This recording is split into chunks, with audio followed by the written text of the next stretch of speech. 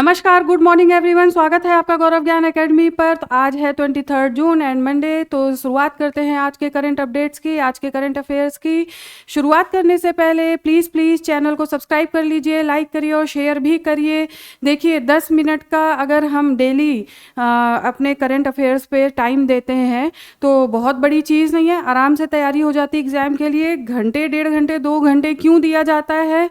और फिर कहीं ना कहीं और जो पोर्शन होते हैं जीएस के, वो आपके एग्जाम के टाइम पे छूट जाते हैं, वो रिवीजन नहीं हो पाते हैं, जिसकी वजह से एग्जाम क्वालिफाई नहीं हो पाते हैं। तो हमें हर पोर्शन पे इतना ही टाइम देना चाहिए जितना उसकी नीड है, जितना ज़रूरत है।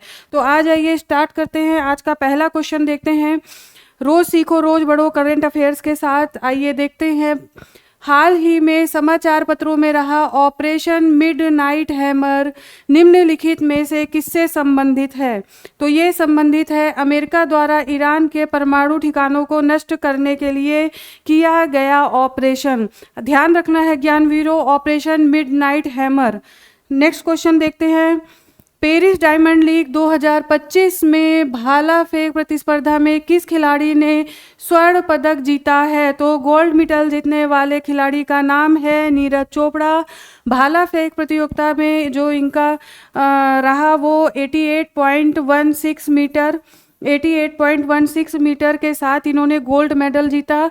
सेकंड पोजीशन पर जो रहे वो रहे जूलियन बेबर। देखिए सेकंड पोजीशन पर रहे जूलियन बेबर और ये हैं जर्मनी के इनको पराजित करके गोल्ड मेडल नीरज चोपड़ा ने जीता है। आ जाइए नेक्स्ट क्वेश्चन देखते हैं। हाल ही में मध्य प्रदेश सरकार के द्वारा किस वन्य प्राणी के लिए यूनिक डिजिटल पहचान की घोषणा की गई है?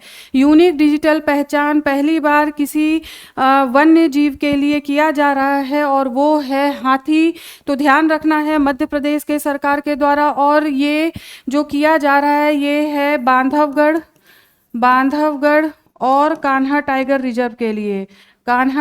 रिजर्व के लिए, इन दो जगहों के लिए किया जा रहा है।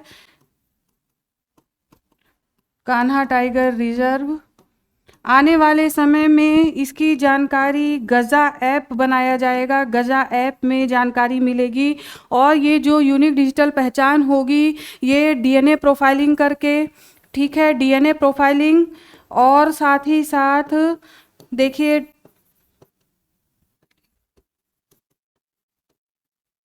माइक्रोचिप्स के द्वारा, ठीक है, माइक्रोचिप के द्वारा ये काम किया जाएगा। देखिए क्या होगा कि जो हाथी हैं उनके एक तो डीएनए प्रोफाइलिंग के अलावा आप देखिए उनके आँख, कान, नाक, सूंड, इन सब चीज़ों को भी पहचान करने के लिए अलग अलग तरीके अपनाए जाएंगे। तो ये सारी चीज़ें हैं और ये किसके द्वारा किया जा रहा है ज्ञानवीरों? तो मध्य प्रदेश की सरकार के द्वारा। आपको ये ध्यान रखना है। आ जाइए नेक्स्ट क्वेश्चन देखते हैं। नेक्स्ट क्वेश्चन क्या है आज का? हाल ही में किस राज्य के द्वारा पहली बार योग नीति को लागू किया गया? तो योग नीति को, योग पॉलिसी को लागू करने वाला राज्य है उत्तराखंड। मुख्यमंत्री पुष्कर सिंह धामी ने इसकी सूचना दी है। आ जाइए नेक्स्ट क्वेश्चन देखते हैं। उत्तर प्रदेश सरकार के द्वारा राज्य को किस वर्ष तक बाल श्रम मुक्त बनाने का लक्ष्य रखा गया है? तो 2027 तक बाल श्रम मुक्त बनाने का लक्ष्य रखा गया है।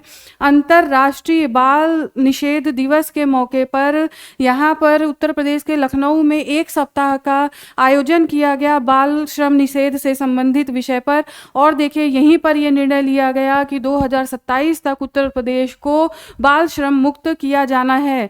ज्ञानवीरों आ जाइए नेक्स्ट क्वेश्चन देखते हैं।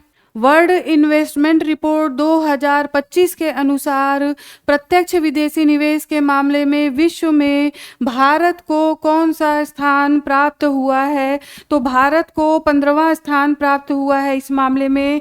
ज्ञानवीरों देखिए वर्ल्ड इन्वेस्टमेंट रिपोर्ट 2025 ये जारी किसके द्वारा की जाती है? तो ये जारी की जाती है अंकटाड के द्वारा इसे जारी किया जाता है। इसके साथ ही साथ देखिए ये जो रिपोर्ट जारी गई है ये 2023-24 के आंकड़ों पर आधारित है। 2025 में जारी की गई है लेकिन जो आंकड़े हैं वो 2023-24 से संबंधित हैं। नेक्स्ट देख लीजिए, इसमें जो फर्स्ट पोजीशन पर है, फर्स्ट पोजीशन पर अगर देखा जाए एफडीआई के मामले में तो इसमें है आपका यूएसए, ठीक। सेकंड पोजीशन पर है सेकंड पोजीशन पर है सिंगापुर।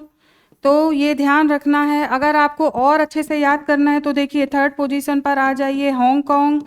और सबसे बड़ी बात है, कई बार 4 देश पूछ लिए जाते हैं, कई बार पूछ लिए जाते हैं, तो एक से काम नहीं चलता है। यूएसए, सिंगापुर, हांगकांग चीन के अंतर्गत और मेनलैंड चीन 4th नंबर पर है। तो ये ध्यान रखना है, ये चारों देश। इसके अलावा आ जाइए देखते हैं अंकटाड के बारे में थोड़ा। देखिए इसकी जो स्थापना हुई थी वो 1964 में संयुक्त राष्ट्र महासभा में की गई थी, संयुक्त राष्ट्र महासभा में की गई थी। ये ध्यान रखना है ज्ञानवीरों। इसके साथ ही साथ देखिए इसका जो मुख्यालय है अंकटाड का, देखिए जो मुख्यालय है वो है, मुख्यालय है जिनेवा में। जिनेवा कहाँ पर है ज्ञानवीरों? तो स्विट्जरलैंड में है। ये ध्यान रखना है, स्विट्जरलैंड में है। तो यहाँ पर देखिए 3-4 फैक्ट्स हैं। वर्ल्ड इन्वेस्टमेंट रिपोर्ट किसके द्वारा जारी की जाती है? अंकटाड के द्वारा जारी की जाती है। संयुक्त राष्ट्र व्यापार और विकास सम्मेलन अंकटाड 1964 में इसकी स्थापना की गई थी। मुख्यालय जिनेवा स्विट्जरलैंड में है। इस रिपोर्ट के अनुसार एफडीआई के मामले में फर्स्ट पोजीशन पर है यूएसए, सेकंड पोजीशन पर है सिंगापुर, थर्ड पोजीशन पर है हांगकांग और फोर्थ पोजीशन पर है चाइना। भारत की जो पोजीशन है वो है 15वीं। तो आपको ये पूरा ध्यान रखना है। आ जाइए नेक्स्ट पेज पर, नेक्स्ट क्वेश्चन देखते हैं। वर्ल्ड लिवेबिलिटी इंडेक्स 2025 के अनुसार विश्व का सबसे अच्छा रहने लायक शहर कौन सा है? तो सबसे अच्छा रहने लायक शहर है कोपेनहेगन और डेनमार्क। जो ये जारी करता है वर्ल्ड लिवेबिलिटी इंडेक्स, वो जारी किया जाता है ज्ञानवीरों इकोनॉमिस्ट इंटेलिजेंस यूनिट के द्वारा।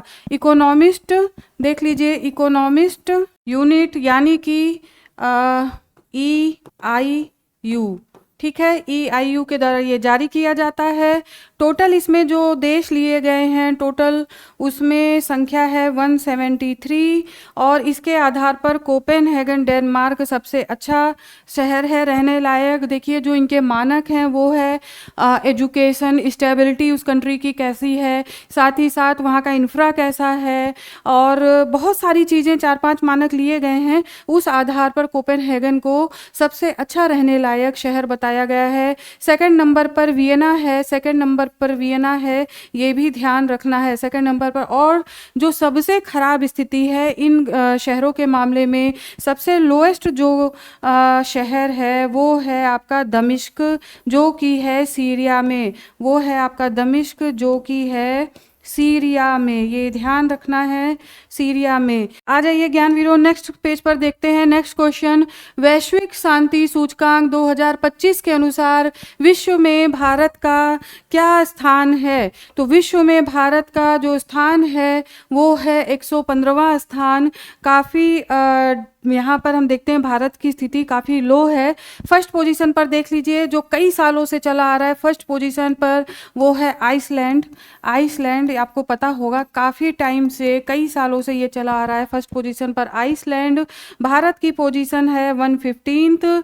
और सबसे लोएस्ट अगर हम बात देखें, सबसे लोएस्ट की बात देखें तो वो है आपका रूस। शायद रूस को देने का कारण ये है कि वहाँ पे 2-2.5 साल हो गए लगातार युद्ध चल रहा है, इसकी वजह से सबसे लोएस्ट जो कंट्री है वो है रसिया की। देखिए इस तरीके से याद करेंगे तो आपको याद हो जाएगा। और ये वैश्विक शांति सूचकांक जो निकाला जाता है वो निकाला जाता है institute for economics and peace, institute for economics and peace के द्वारा, ठीक है।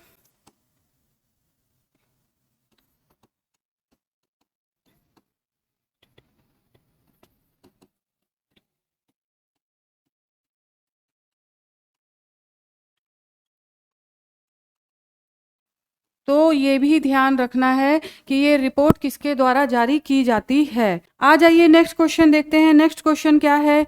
देश का पहला राज्य जहां यूनिवर्सिटी ऑफ कैलिफोर्निया अपना सेंटर ऑफ एनर्जी ट्रांजिशन स्थापित करेगी, तो देखिए वो स्थान है, वो राज्य है एमपी, देश का पहला राज्य। और एमपी के भोपाल में देखिए यहाँ पर जो है एक इंस्टीट्यूट है जिसका नाम है मैनिट, ठीक है, मैनिट। यहाँ पे एक इंस्टीट्यूट है जिसका नाम है मैनिट। इसकी फुल फॉर्म है Maulana Azad national institute of technology, इसका फुल नाम देखिए, फुल इसका देख लीजिए, मौलाना आज़ाद, मैनिट का फुल फॉर्म है Maulana Azad national institute of technology, national institute of technology.